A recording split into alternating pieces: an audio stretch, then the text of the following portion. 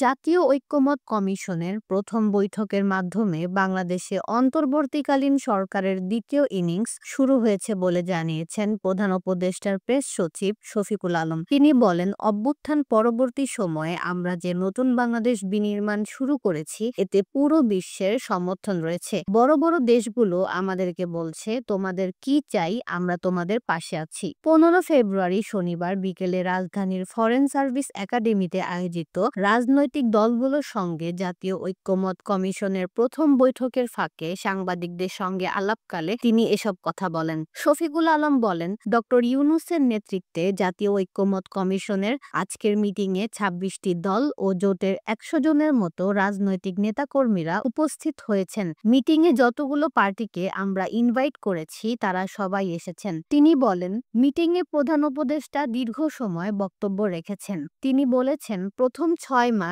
অন্তর্বর্তী সরকারের জন্য প্রথম ইনিংস বা অধ্যায় ছিল। আজকের বৈঠকের মাধ্যমে অন্তর্বর্তী সরকারের দ্বিতীয় অধ্যায় শুরু হয়েছে। এ সময় প্রধান উপদেষ্টা তার বক্তব্যে বলেছেন, আমরা যে দেশ গড়তে যাচ্ছি তাতে পুরো দেশ এবং বিশ্বের সমর্থন আছে। বড় বড় দেশ আমাদেরকে বলেছে, তোমাদের কি চাই, আমরা তোমাদের পাশে আছি। অন্তর্বর্তী সরকারের প্রতি ইউনাইটেড নেশনেরও পুরো সমর্থন আছে।